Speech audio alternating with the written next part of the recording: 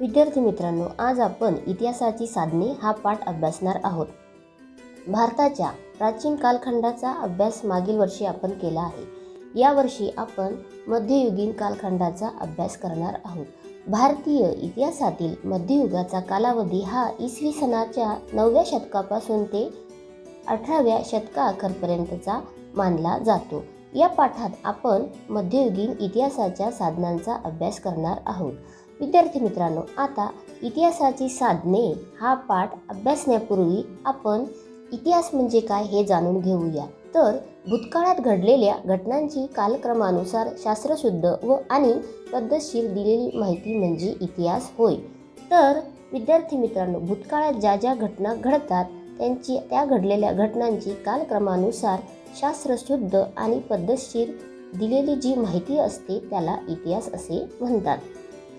तर विद्यार्थी मित्रांनो, इतिहास हा शब्द कसा तयार झाला ते बघूया.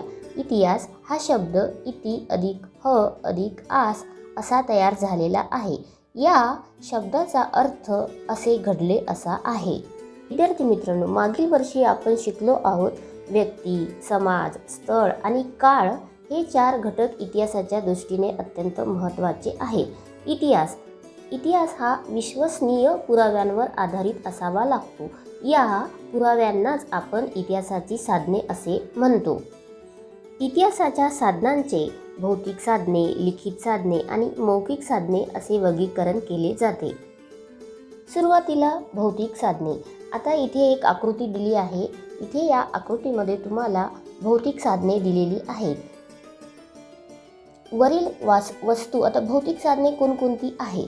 स्मारके, इमारती, लेणी, शिलालेख, नाणी, ताम्रपट, किल्ले ही सर्व भौतिक साधने आहेत.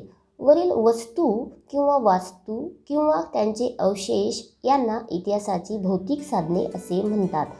आता भौतिक साधनांमध्ये किल्ल्यांचे महत्त्वपूर्ण स्थान असते.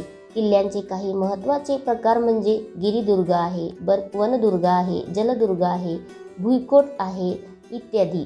तसेच स्मारकांमध्ये समाधी, कबर, विरगळ, तर इमारतींमध्ये राजवाडे, मंत्रिनिवास, राणीवसा, सामान्य जनतेची घरे यांचा समावेश होतो. यावरून आपल्याला त्या कालखंडाचा बोध होतो. वास्तुकलेची प्रगती समजते. त्या काळातील आर्थिक स्थिती कशी होती, त्यांचा कलेचा दर्जा कसा होता, बांधकामाची शैली कोणती होती आणि लोकांचे राहणीमान कसे होते, या सर्व बाबींची माहिती मिळते. विविध राज्यकर्त्यांनी सोने, चांदी, तांबे या धातूंचा उपयोग करून तयार केलेली नाणी इतिहासाची साधने म्हणून महत्त्वाची आहे. नाण्यांवरून राज्यकर्ते कोण होते, त्यांचा काळ कोणता होता, ते राज्यकारभार कसे करत असत, त्यांच्या धार्मिक संकल्पना कशा होत्या, त्यांचा व्यक्तिगत तपशील यासारखी माहिती मिळते. तसेच त्यांचे आर्थिक व्यवहार आणि आर्थिक स्थिती यांचीही माहिती मिळते. त्या काळातील धातुशास्त्राची प्रगती आपल्याला समजून येते. सम्राट अकबराच्या नाण्यांवरील रामसीतेचे चित्र किंवा हैदर अलीच्या नाण्यांवरील शिवपार्वतीच्या प्रतिमा यावरून त्या काळातील धार्मिक समन्वयाची जाणीव होते.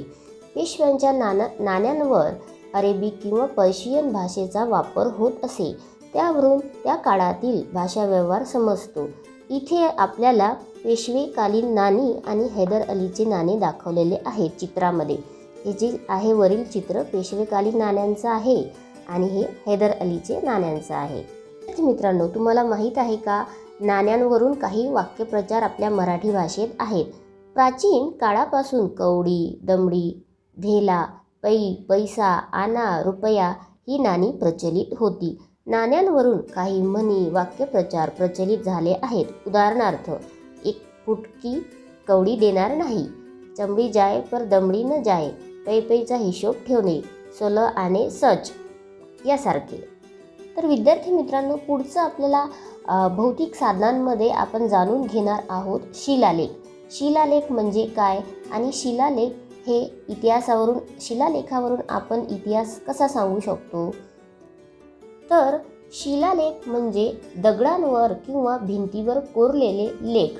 उदाहरणार्थ, तंजावर येथील बृहदीश्वर मंदिराच्या परिसरातील लेख. चालुक्य, राष्ट्रकूट, चोळ, यादव या राजांच्या काळात कोरलेले अनेक शिलालेख मिळाले आहेत. शिलालेख हा इतिहास लेखनाचा फार महत्त्वाचा आणि विश्वसनीय पुरावा मानला जातो. या शिलालेखातून आपल्याला भाषा, लिपी, समाजजीवन यासारख्या बाबी समजायला मदत होते. तांब्याच्या पत्र्यावर कोरलेल्या लेखांना ताम्रपट असे म्हणतात. ताम्रपटांवर राजाज्ञा, निवाडे यासारखी माहिती कोरलेली असे. तर विद्यार्थी मित्रांनो, चैत्य, विहार, मंदिरे, चर्च, मशिदी, अग्यारी, दर्गे, मकबरे, गुरुद्वारा, छत्री, शिल्प, विहिरी, बारवा, मिनार, गावकूस, वेशी, शस्त्रे, भांडी, दागिने, कपडे, कलाकुसरीच्या वस्तू, खेळणी, अवजारे, वाद्ये ही सर्व भौतिक साधने आहेत. इतिहासाच्या साधनांचा दुसरा प्रकार आहे लिखित साधने. तर आता आपण बघूया लिखित साधने म्हणजे काय आणि ती कोणकोणती आहेत. यावरून आपल्याला इतिहासाची कोणत्या कोणत्या घटनांची माहिती मिळते. तर त्या काळातील देवनागरी, अरेबियन, पर्शियन, मोडी आदी लिपींची वळणे, विविध भाषांची रूपे, गुर्जपत्रे, पोथ्या, ग्रंथ, फरमाने, चरित्रे, चित्रे यांच्यावरून आपल्याला मध्ययुगातील महत्त्वाच्या ऐतिहासिक घटनांची माहिती मिळते. तसेच खाण्यापिण्याचे पदार्थ, त्यांचे लोकजीवन कसे होते, वेशभूषा कोणती होती, आचार, विचार, सण समारंभ यांचीही माहिती मिळते. या सर्व साहित्याला इतिहासाची लिखित साधने असे म्हणतात. लिखित साधने कोणकोणती आहेत बघा. राजदरबारातील कामकाजाची कागदपत्रे, वंशावळी, शकावली, पत्रव्यवहार, खलिते, न्यायनिवाडे, ग्रंथ, चरित्रे, परदेशी प्रवाशांची प्रवास वर्णने, बखरी, तवारीख सर्व इतिहासाची लिखित साधने आहेत. विद्यार्थी मित्रांनो, मध्ययुगीन कालखंडामध्ये अनेक परकीय प्रवासी भारतात आले. त्यांनी आपली प्रवास वर्णने लिहून ठेवलेली आहेत. त्यात अल्बेरुनी, इब्न बतूता, निकोलस, मनुची यांचा समावेश होतो. बाबराचे चारित्र, कवी परमानंद यांनी संस्कृत भाषेत लिहिलेले श्री शिवभारत हे शिवचरित्र, तसेच विविध राज्यकर्त्यांची चरित्रे व पत्रव्यवहार यावरून आपल्याला त्यांची धोरणे, प्रशासकीय व्यवस्था त्यांची कशी होती, त्यांचे राजकीय संबंध कसे होते यांची उकल करता येते. विद्यार्थी मित्रांनो, इतिहासाच्या लिखित साधनांमधील एक शब्द तुम्हाला इथे दिसला आहे, तवारीख. आता तवारीख म्हणजे काय? तर तवारीख म्हणजे किंवा तारीख म्हणजे घटनाक्रम. अल्बेरुनी, जियाउद्दीन बर्नी, याह्या बिन अहमद, मिर्झा हैदर, भीमसेन सक्सेना इत्यादींनी लिहिलेल्या तवारीखा उपलब्ध आहेत. विद्यार्थी मित्रांनो, इतिहासाच्या महत्त्वाच्या साधनांपैकी एक दुसरा शब्द आहे इथे बखरी. तर बखर हा शब्द खबर या शब्दावरून आला आहे. खबर म्हणजे बातमी. बखर हा महाराष्ट्रात निर्माण झालेला इतिहास लेखनाचा एक प्रकार आहे. बखरीतून आपल्याला तत्कालीन राजकीय घडामोडी, भाषा व्यवहार, त्यांचे सांस्कृतिक जीवन, सामाजिक परिस्थिती कशी होती यासारख्या बाबी कळायला मदत होते. मराठीतील अनेक बखरी घटना घडून गेल्यानंतर अनेक वर्षांनी लिहिलेल्या असल्याने त्यात अनेकदा ऐकीव माहितीवर भर दिल्याचेही आढळते. महिकावतीची बखर, सभासद बखर, 91 कलमी बखर, चिटणीसाची बखर, भाऊसाहेबांची बखर यासारख्या काही बखरी होत. विद्यार्थी मित्रांनो, इतिहासाच्या साधनांचा तिसरा प्रकार आहे मौखिक साधने. आता मौखिक साधने म्हणजे काय आणि ही मौखिक साधने कोणकोणती आहेत? तर मौखिक साधने म्हणजे काय? लोकपरंपरेत पिढ्यानपिढ्या संक्रमित होत राहिलेल्या जात्यावरील ओव्या, लोकगीते, पोवाडे, कहाण्या, दंतकथा यातून आपल्याला लोकजीवनाचे विविध पैलू समजतात. अशा प्रकारच्या साधनांना इतिहासाची मौखिक साधने म्हणतात.